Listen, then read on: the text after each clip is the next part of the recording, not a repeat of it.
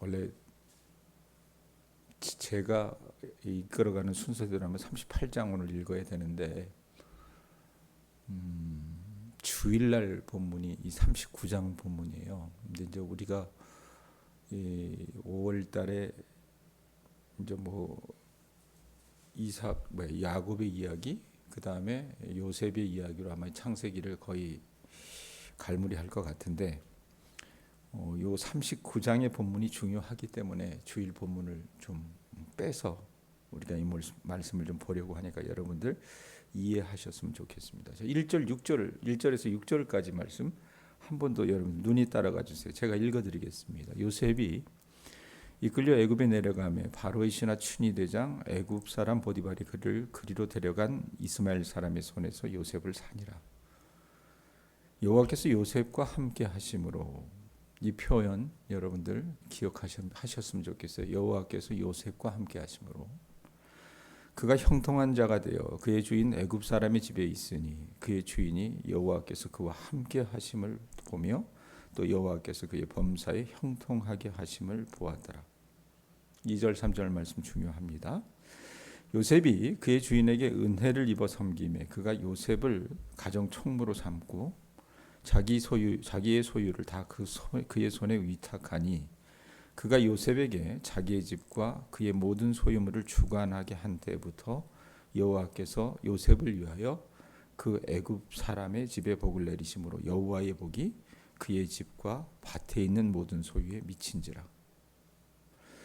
주인이 그의 소유를 다 요셉의 손에 위탁하고 자기가 먹는 음식 외에는 간섭하지 아니하였더라. 요셉은 용모가 빼어나고 아름다웠더라. 자, 1절에서 6절 말씀 제가 읽으면서 이 말씀엔 주의하세요 이렇게 얘기한 게 있습니다. 특별한 표현이 뭡니까? 하나님께서 요셉과 함께 하셨다는 말입니다. 형들에 의해서 인신매매 당해가지고 이스마엘 상인들에 의해 가지고 애굽까지 끌려왔어요. 자, 그런데 그 속에서도 하나님께서 요셉과 함께 하셨다라고 말합니다. 그래서 보디발의 집에 종으로 팔려가는데, 하나님께서 이 말씀 쭉 보면 어떻습니까? 요셉이 노예로 팔려가서 시위대장 보디발의 집에 일하는 그때부터 요셉과 함께 하신 것으로 보일 정도로, 요셉 하면 여러분 이 표현이 따라붙어요. 계속 따라붙습니다. 그러고 나서 하나님이 함께 하시기 때문에 요셉이 말씀해 보면 뭐라고 해요? 형통한 자가 되었다고 얘기합니다. 자, 그런데 한번 생각을 해보세요, 여러분. 조금 우리가 전통적인 견해를 뒤집어 보자는 얘기입니다. 그럼 요셉이 형제들에게 미움을 받을 때, 요셉이 형제들의 손에 의해서 인신매매 당해가지고 사람들에게 팔리울 때, 그때는 여호와 하나님께서 요셉과 함께 하지 않은 겁니까? 하나님께서 함께 하시면서 드디어 형통하기 시작하고 불가능한 상황에서도 성공이 가능해진 것이라고, 이러면 우리가 정의 내릴 수 있냐 그 말입니다. 자, 내가 하나님을 믿지 않을 때는 지지부진하던 인생이 하나님을 믿기 시작하면서부터 하나님이 함께 하시기 때문에 형통하게 되어서 모든 일이 잘 풀리기 시작했다는, 여러분, 그런 이야기는 우리가 이제껏 설교자들을 통해서 또 교회를 다닌다고 하는 사람들을 통해서 어렵지 않게 들어왔던 간증이라 그 말입니다.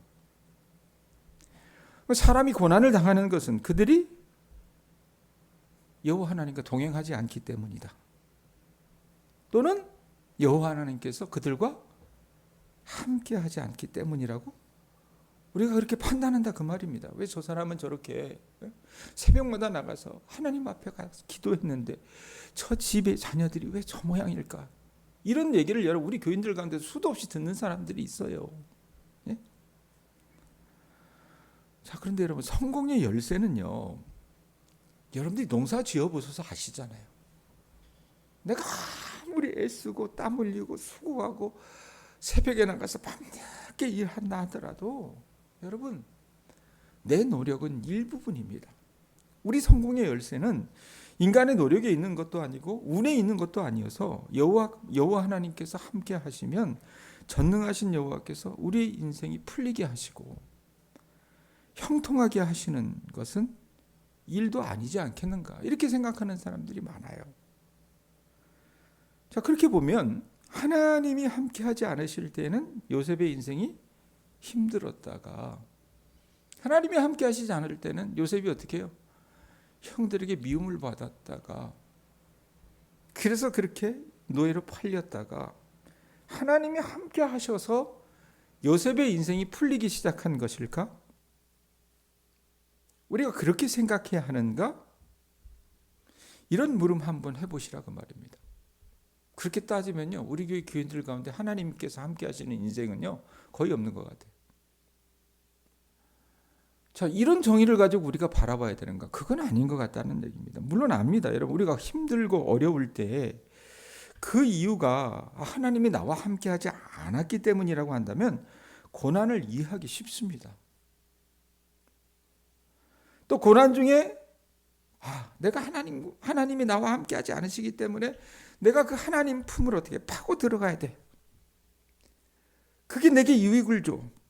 이런 어떤 여러분 생각을 한다 그 말입니다. 나쁘지 않아요. 그렇지만 요셉이 형제들에게 팔리게 된 것이 여러분 하나님이 함께 하지 않았기 때문이라는 말은 성경적이지 않습니다. 맞는 말이 아니라는 얘기입니다. 수요일 저녁에 제가 우리 교인들하고 그런 얘기를 했어요. 요셉 이야기를 하면서 요셉이 형들에게 팔린 것은 그건 다 하나님의 계획 가운데 하나라고 했습니다.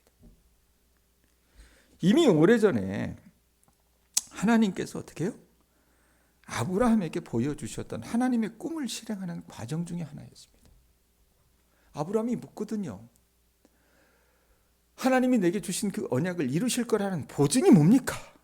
물었을 때 아브라함의 꿈에 나타나서 하나님께서 말씀을 하세요. 네 자손들이 여기 있다가 이방이 팔려가서 400년 만에 돌아올 거라 그래요. 그러면 이방에 팔려가서 애굽으로 가서 400년 동안 그들이 어떻게 해요? 살아가게 될 어떤 그 매듭, 그 시점이 누구를 통해서 이루어지는가? 요셉을 통해서 이루어진다는 얘기입니다. 그러니까 형들에게 팔린 것은요, 오래전에 아브라함에게 보여주셨던 하나님의 그 꿈을 실행하는 과정 중에 하나였다는 얘기예요. 요셉이 꿈꿨잖아요. 여러분, 이 어린애가 꿈꿨는데 자기가 꾼 꿈은 여러분 알 수도 없는 꿈을 꾸었습니다. 그 알 수도 없는 꿈을 꾸었던 것은 하나님이 하신 일이었다 그랬어요.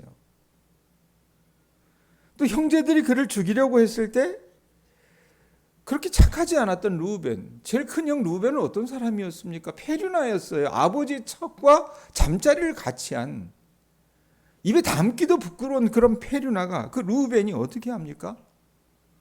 요셉을 살리려고 합니다. 그래서 마침 마른 구덩이가 있어서 그 구덩이 앞으로 요셉을 집어넣고, 그러고 나서 어떤 일이 벌어져요? 구덩이에 있으면서 나 살려달라고 요셉이 호소했을 때 마침 이스마엘 상인이 지나가도록 하신 것도 누가 한 거예요? 하나님이 하신 거란 얘기입니다. 요셉이 아버지의 품에서 평범한 삶을 살 때에는 하나님이 함께 하신다고 하는 것을 의심할 이유가 하나도 없었습니다. 그는요, 다른 모든 형들보다 편애를 받고 있었던 아들이었어요. 우리로 얘기하면 루이비통 옷을 입고 사는 아들이었다는 얘기를 했어요, 제가. 자, 그게 너무나도 당연한 일이어서 하나님이 함께 하신다는 것을 여러분 그렇게 생생하지도 간절하지도 않게 느꼈을 수도 있습니다. 가끔가다 어떻게 허세를 부리면서 이야기했겠죠. 그런데 지금 여러분 요셉이 당하는 이 상황은 어떤 상황이에요? 자기가 이해하려도 이해할 수 없는 기가 막힌 상황입니다. 그럼 이 상황에서 무슨 하나님이 함께 하시면, 무슨 하나님이 함께 하신다고 하는 것을 확신할 수가 있겠냐고 말입니다. 요셉 입장에서 생각을 해보세요. 없습니다. 자, 그런데도 오늘 우리가 읽은 39장 말씀은 뭐라고 얘기해요? 거기 2절 다시 보세요. 뭐라고 얘기합니까? 여호와께서 누구와 함께 하셨대요? 요셉과 함께 하셨다라고 얘기합니다. 그러니까 이때부터 하나님이 요셉과 함께 하셨다고 우리가 읽어 나가기보다는 우리가 어떻게 봐야 돼요? 그 기가 막힌 그 수렁에 있을 그때도 하나님이 요셉과 함께 하셨다고 읽는 것이 맞는 것 같습니다. 여러분, 우리 죄성은요, 우리가 평안할 때는 하나님이 함께 하심을 당연한 것으로 여겨요. 또 고난 중에는 하나님이 함께 하신다는 것을 의심하게 만듭니다. 그게 인간의 죄성인 것 같아요. 평안할 때는 하나님이 함께 하심에 진심으로 감사하기도 하지만 고난 중에는 하나님이 우리와 함께 하신다고 하는 것을 어떻게 해요? 확신하고 견뎌냈으면 좋겠는데 그러지 못하는 거예요. 분명한 것은 여러분, 우리의 고난은 하나님이 우리와 함께 하신다는 거, 하나님의 부재의 증거가 되어버리고 형통이 하나님의 임재의 증거가 된다는 거고 생각을 하는데 그게 아니라는 겁니다. 그게 아니라는 겁니다. 하나님은요, 어느 때고 우리와 함께 하신다는 얘기입니다.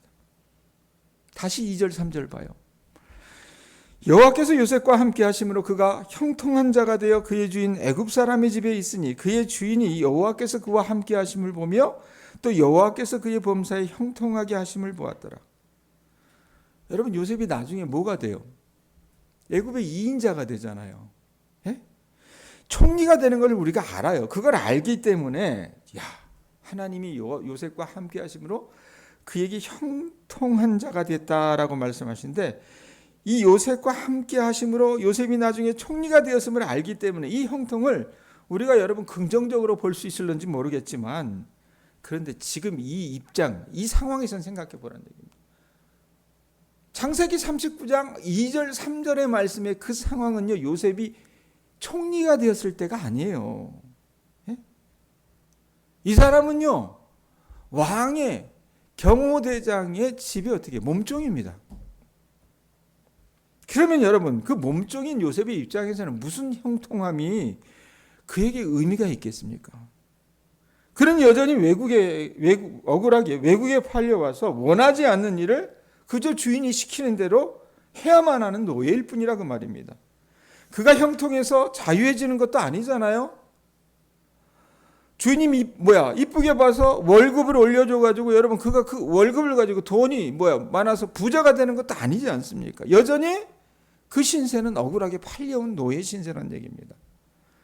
그나마 다른 노예들과는 달리 육체적인 중노동을 하지 않아서 남들보다 조금 나은 어떤 환경에서 주인의 인정을 받을 수 있어서 그걸 형통이라고 우리가 부른다면, 여러분, 그냥 우리 입장에서는 그렇게 보지만 요셉 입장에서는 여러분 그게 형통이겠냐 그 말입니다. 답답하지 않겠어요? 노예지만 조금 더 편하게 살게 된 것을 형통이라고 부린다면 여러분, 우리 하나님의 능력과 도우심이 너무 궁색해 보이지 않냐 그 말입니다. 여호와께서 함께 하심으로 요셉이 범사에 형통하게 하셨다는 말이 여러분, 요셉의 생애 가운데 한 번 더 나옵니다. 우리가 봤던 39장 2절 3절 말고 한 번 더 나옵니다. 언제입니까? 언제일 것 같아요? 요셉이 애굽의 총리가 되었을 때? 아마 우리가 생각했을 때는 그때가 요셉이 형통하게 되었다는 그 표현을 사용하기에 가장 적합한 때가 아닌가 생각을 해요. 그렇다면 여러분, 지금의 요셉의 고생도 우리는 이해할 수 있습니다. 그런데 요셉이 애굽의 총리가 되었을 때는 여러분, 이 형통했다라고 하는 말을 사용하지 않습니다. 성경 저자가 그래요.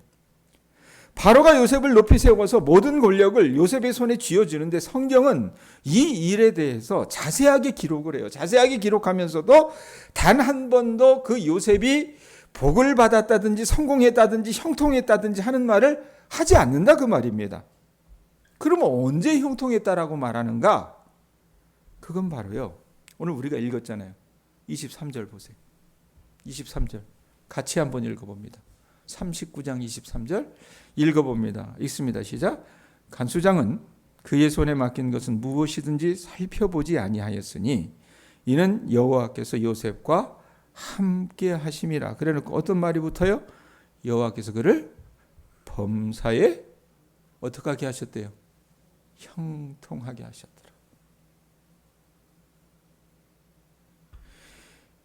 요셉이 주인이었던 보디발의 그 부인, 이 사악한 여자 때문에 억울한 누명을 쓰고 옥에 갇혔을 그때 하나님이 그와 함께 하셨고 그에게 형통하게 하셨다라고 얘기해요. 자, 그런데 그렇다면 여러분, 억울하게 옥에 갇혀있던 그와 하나님께서 함께 하심으로 요셉이 경험한 형통이 무엇이겠냐 그 말입니다. 간수장에게 인정받아가지고 옥살이를 편하게 한 것을 여러분 우리가 형통이라고 말할 수 있겠어요? 예? 그곳에 정치범들이 많이 있으니까 인맥을 쌓아서 훗날을 도모할 수 있도록 한 것이 형통이라 말할 수 있겠냐 그 말입니다. 고난 중에도 비교적 편하게 산 것을 형통이라고 부른다면 여러분, 믿지 않는 사람들이 요셉이 누렸던 그 형통을 보고 비웃지 않겠습니까? 이상하게도 한국교회 교인들은요, 언제부터인지는 모르겠지만 형통을요, 그저 물질적인 축복이나 남들보다 편안하고 안락한 삶, 그걸 내가 누리면 그게 형통한 삶이라고 그렇게 해석을 합니다. 물질적인 관점에서 보자면 여러분, 요셉의 형통은 고된 인생이지만 그나마 고생을 덜하고 그나마 매를 덜 맞게 된 것일 겁니다. 언제부터인가 교회는 마치 이 땅에서의 삶이 전부인 것처럼 생각을 해서 세상에서 우리가 넉넉하고 쉽게 사는 것을 형통이라고 정의 내리고 하나님의 동행을, 이 형통을 이루기 위한 수단으로 이해를 하기 시작을 했습니다. 내가 형통하려면 어떻게 해요? 하나님이 나와 동행해 주셔야 돼.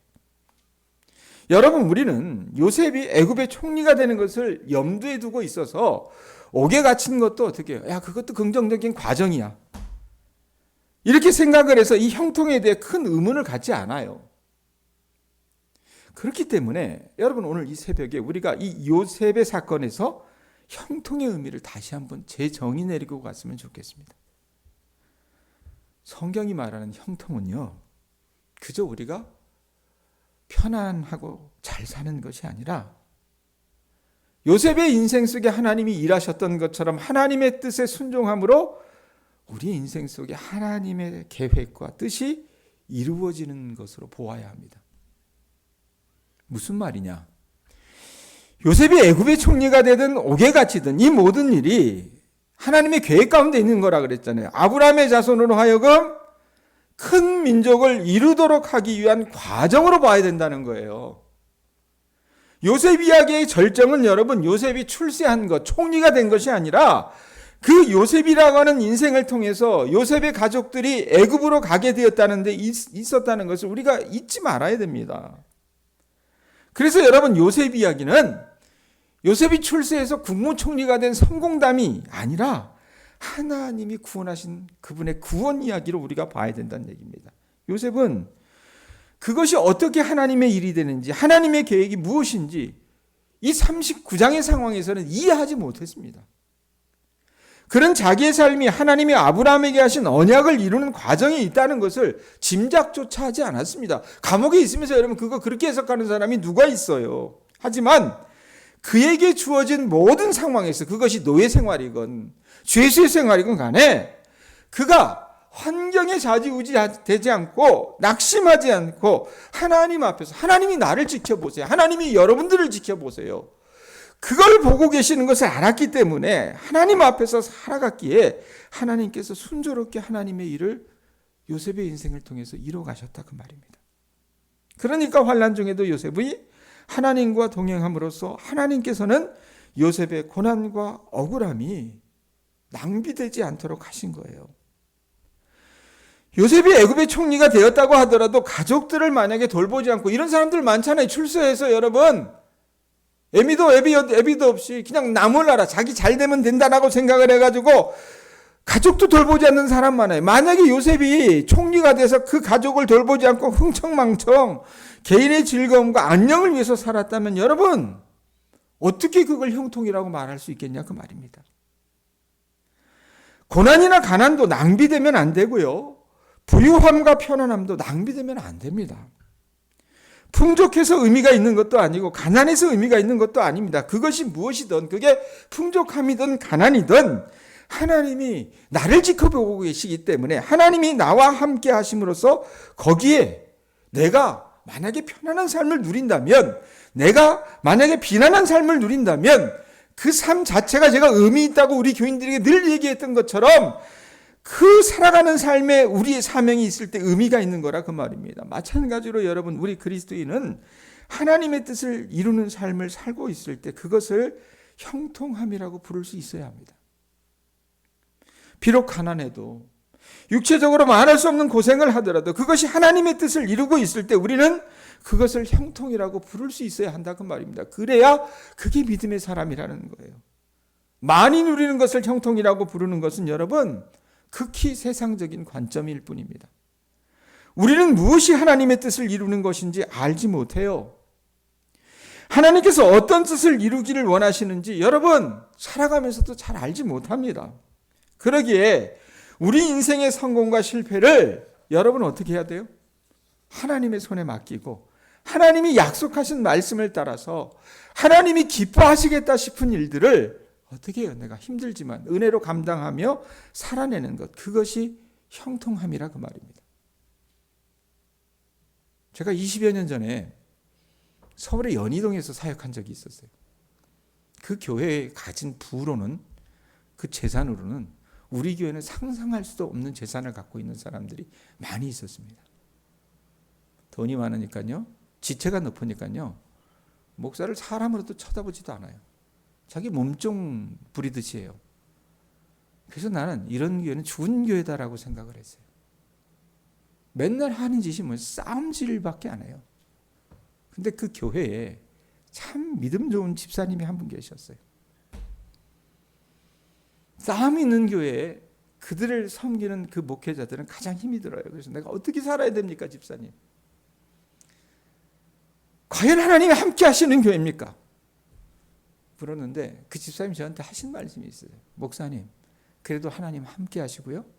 그럼 내가 어떻게 살아야 되느냐고요? 그랬더니 이 상황이 목사님에게 맞건, 목사님의 뜻에 맞건, 목사님의 어떤 희망사항이건 그러지 않건 간에 그럼에도 불구하고 하나님을 신뢰하면서 기도하십시오. 이 표현을 했어요.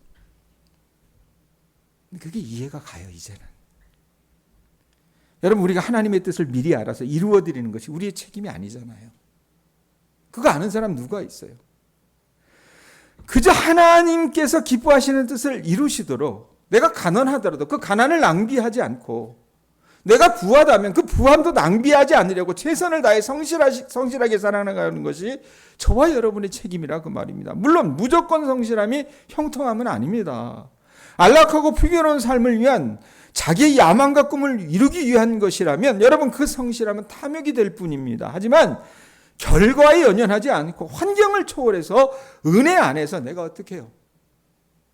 행하는 그 성실함은 형통함일 수밖에 없습니다. 사역 4년 차에 접어들면서 우리 교회에 나타나는 현상이 있습니다. 그건 여러분들이 목사의 설교를 한 3년 정도 들었어요. 만으로. 그러면 목사의 실체를 알아가는 것처럼 저도 목회자로서 교인들의 실체를 대충은 파악하고 있다는 겁니다. 안타깝게도 동양교회 교인들의 상당수는 예수를 미신을 믿듯이 신앙하는 것 같습니다. 그래서 자기들이 원하는 소원이 있다면 손이 발휘되도록 빌어서 그것을 얻어가려고 합니다. 믿음이 어리면 그럴 수도 있겠죠. 자, 그런데 지난해 말부터 하나님께서 우리 교인들에게 그분들이 원하는 답을 주지 않고 계십니다. 자녀를 먼저 데려간 일도 발생을 했습니다. 터전을 하루아침에 상실한 분도 생겼습니다.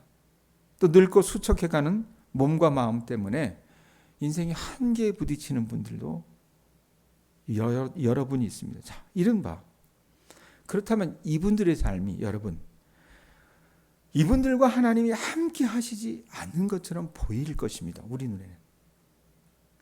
그래서 주님이 함께 하시지 않는다면, 함께 하신다면, 주님이 함께 하신다면 이런 일이 있을 수 없다라고 생각을 해서 제가 앞서 예를 들어드렸던 이분들이 지금 거의 대부분이 어떻게 했냐면 하나님에 대해서 실망하고 낙심한 상태로 그렇게 있습니다.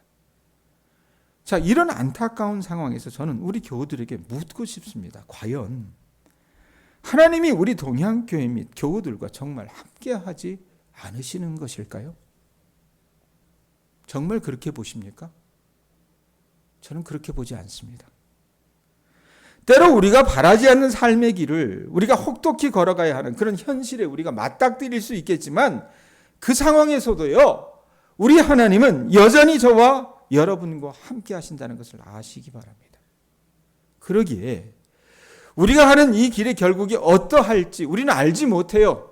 요셉처럼 알지 못해요. 알지 못하지만 이것 자체가 하나님의 뜻을 이루는 길이라는 것을 믿고 우리의 결과에 연연하지 않고 내 환경을 초월해서 오늘 하루도 하나님께서 주시는 그 은혜 안에서 여러분, 답이 좋건 나쁘건 간에 성실하게 여러분의 인생을 살아가는 우리 교인들 되실 수 있기를 주님의 이름으로 축원합니다. 그래서 주님의 뜻이 우리 교인들의 삶 가운데 이루어질 수 있기를 바랍니다. 여러분들이 그렇게 신앙한다면 하나님께서는 여러분들의 믿음을 복되다 하실 것입니다. 기도하겠습니다.